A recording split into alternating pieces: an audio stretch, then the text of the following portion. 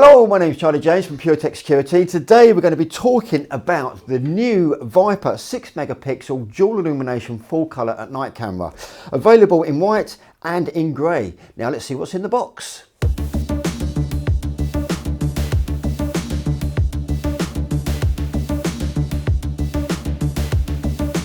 Okay, so before I actually open the box itself, I want to draw your attention to some of the features that are actually printed on the box.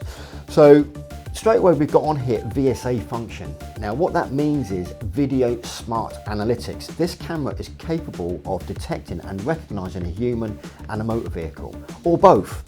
We've also got a triple stream on here. So we've got our main stream, which is what happens at the recorder itself. We've got our sub stream, which actually goes through to a mobile phone or software. And then we've got our third stream that could be used to go through to an alarm receiving centre.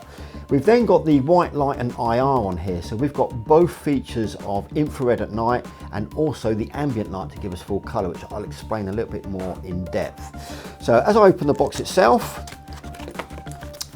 I'm greeted with your trusty instructions, the wall template,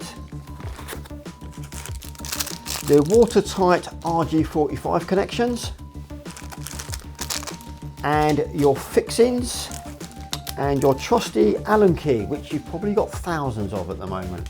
So I'm going to take the camera out of the box, and so I'm just going to move these out of the way. So as I lift the camera up, I can feel the quality of it. It's a very heavy camera. So as I reveal the camera here, let's look at some of the features on the camera itself. So what we've got here straight away is the microphone. So we have full audio recording on this camera. We've also got the two LEDs on here as well. So both of these are different. So one is an infrared at night and the other one is the warm light or white light that activates the full color. Now, the other beauty of this camera is the bezel itself. We can actually move this around in different directions so we can get the perfect shot.